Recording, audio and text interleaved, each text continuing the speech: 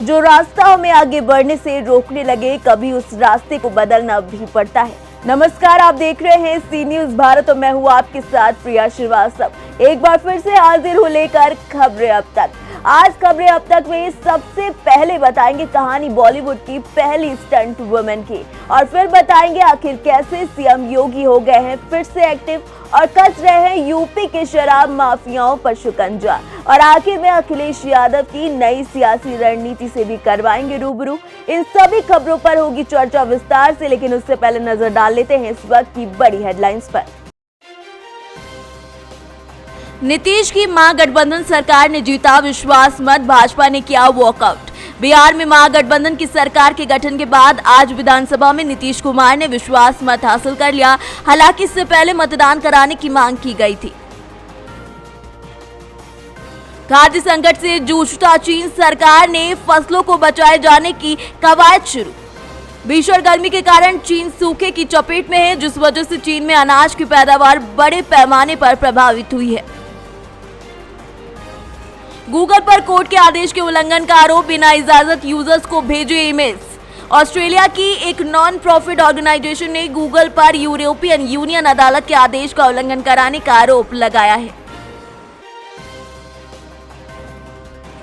हैदराबाद में कांग्रेस नेता के विवादित बोल, समर्थकों से बोले टी राजा सिंह जहां मिले पीट दो। पैगंबर मोहम्मद पर विवादित टिप्पणी को लेकर बीजेपी विधायक टी राजा सिंह के खिलाफ कांग्रेस नेता फिरोज खान ने कहा कि टी राजा सिंह को अपने बयान के लिए माफी मांगनी चाहिए। झारखंड में 50,000 शिक्षकों के पद होंगे सृजित, पुलिसकर्मियों को मिलेगा क्षतिपूर्ति अवकाश। झारखंड के प्राथमिक और मध्य विद्यालयों के लिए 50,000 शिक्षकों के पद सृजन को स्वीकृति दे दी गई है। हेडलाइंस के बाद हम बढ़ते हैं हमारी वायरल वीडियो की तरफ। उत्तर प्रदेश के शामली जिले में एक बेहद अनोखा मामला देखने को मिला है, जो पूरे क्षेत्र में चर्चा का विषय बना हुआ है। दरअसल यहां ट्रैफिक पुलिस ने लाइनमैन का 6,000 रुपए का चालान काट दिया। लाइनमैन का चालान काटना पुलिस कर्मियों को भारी पड़ गया। गुस्साए बिजली कर्मी ने थाने की बिजली काट दी, क्योंकि थाने पर 56,000 रुपए का बिजली का बिल बकाया था। लाइनमैन के द्वारा थाने की बिजली काटे जाने का वीडियो सोशल मीडिया पर जमकर वायरल हो रहा है। आप पहले देखिए ये वायरल वीडियो।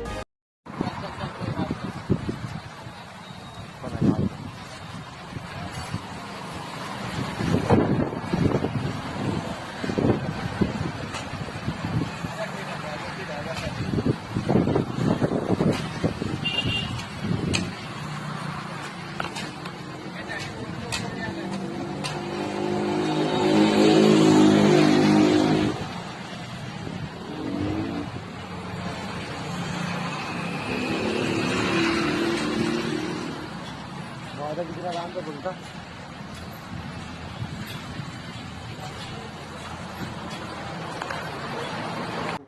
42 सेकंड के इस वीडियो में एक बिजली कर्मी थाना भवन के बाहर लगे बिजली के पोल के थाने का कनेक्शन काटता हुआ नजर आ रहा है। बिजली कर्मी के द्वारा थाने की लाइट काटते हुए ये वीडियो केवल सोशल मीडिया पर ही नहीं, बाकी मीडिया पर भी खूब हलचल मचा रहा है और लोग इसे एक अनोखा मामला बता रहे हैं। फिलहाल इस मामले पर आगे क्या संज्ञान लिया जाता है, ये देखना काफी दिलचस्प रहेगा। लेकिन हम बढ़ेंगे हमारी पहली खबर की ओर।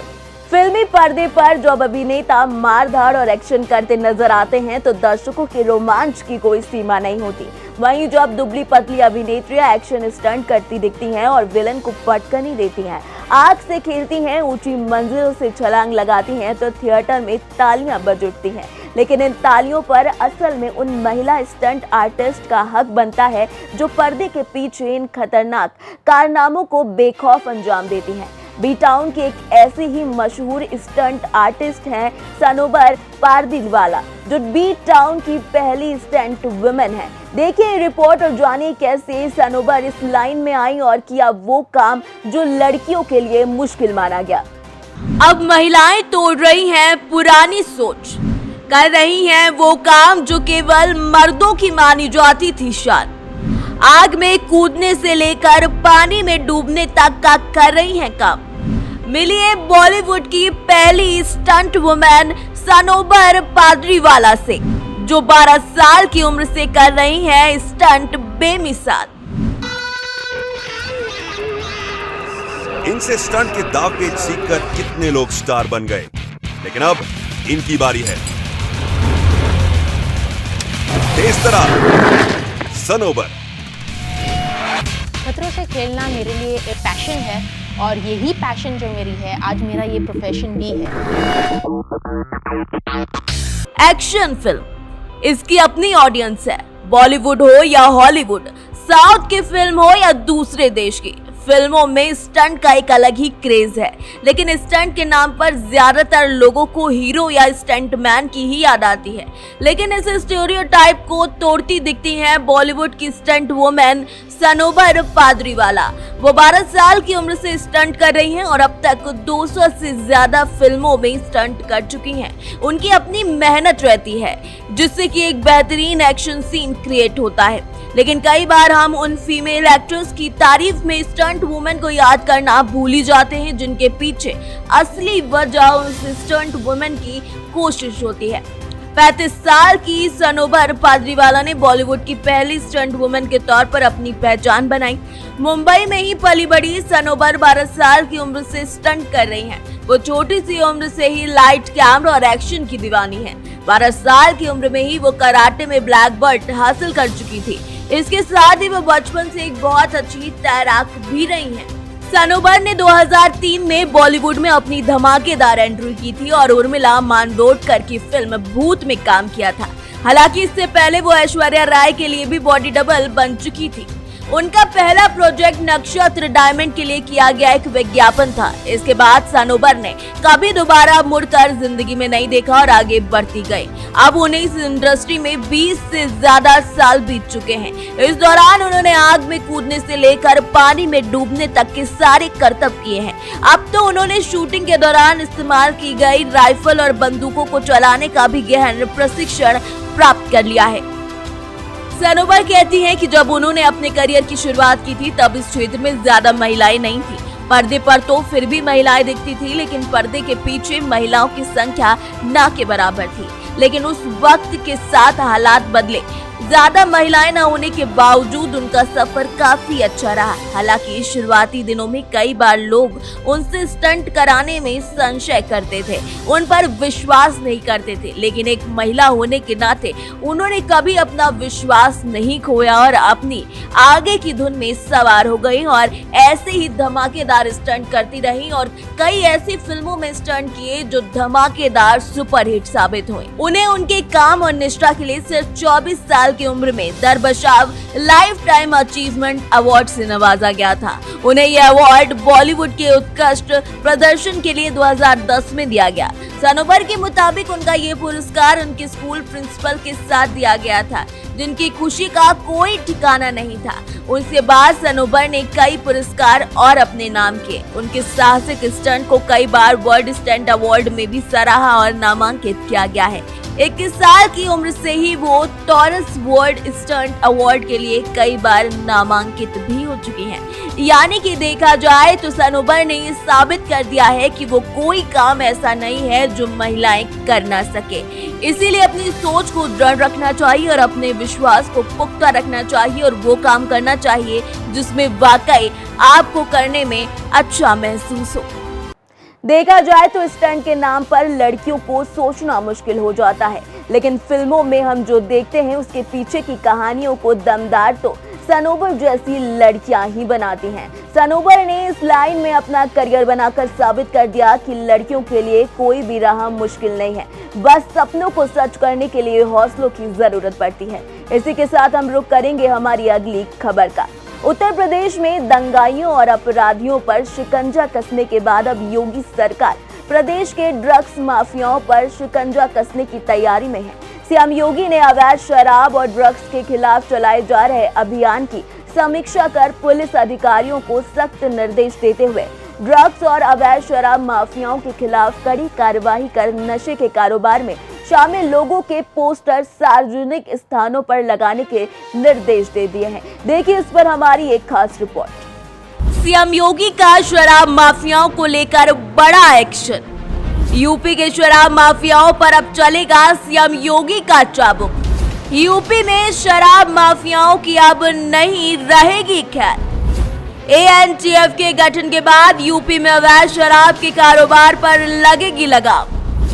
यूपी में दंगाइयों, बवालियों, अपराधियों और हिस्ट्री शीटरों पर शिकंजा कसने के बाद प्रदेश में योगी सरकार अब शराब माफियाओं पर अपना चाबुक चलाने जा रही है।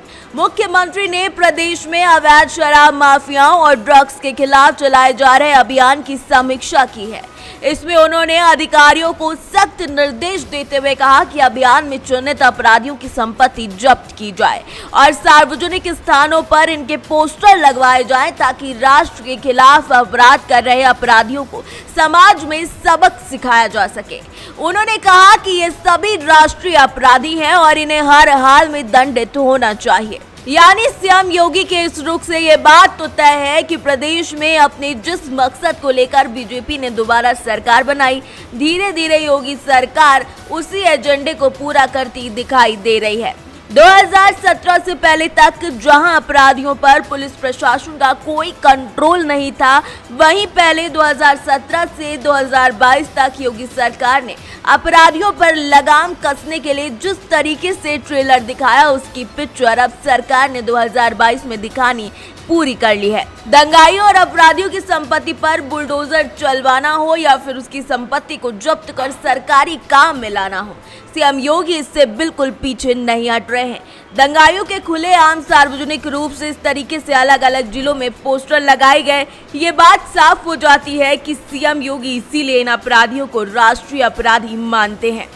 ये बात तो साफ है कि सीएम योगी के पहले कार्यकाल में अपराधियों पर लगाम लगाने की जो कसर छूटी हुई थी, वही कसर अब सीएम योगी अपने दूसरे कार्यकाल में पूरे करने वाले हैं। आंकड़ों की बात करें तो हम आपको बता दें कि पहले चरण में चलाए गए अभियान के तहत प्रदेश भर के 342 हुक्का बारों और अवैध मादक पदार्थ की तस्करी करने वालों के 4338 ठिकानों पर छापे मारते हुए 785 अभियुक्तों को गिरफ्तार किया गया। इतना ही नहीं, इन लोगों के पास से 5.5 करोड़ रुपए से ज्यादा की कीमत के मादक पदार्थ भी बरामद किए गए हैं।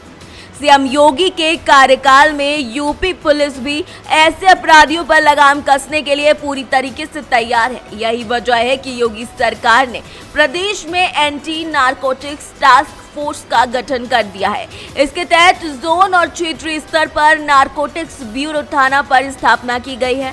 इसके पहले चरण में बाराबंकी और गाजीपुर में नारकोटिक्स थाना स्थापित किए जाएंगे। साथ ही एंटी नारकोटिक्स टास्क फोर्स और उत्तर प्रदेश में 3 रीजन वेस्ट, सेंट्रल और ईस्ट में विभाजित किया गया है। मुख्यालय पर एक एंटी नारकोटिक्स टास्क फोर्स के प्रभारी पुलिस और उप निरीक्षक होंगे। इसके साथ पुलिस अधीक्षक एएनटीएफ ऑपरेशन और पुलिस अधीक्षक एएनटीएफ मुख्यालय में भी नियुक्त होंगे।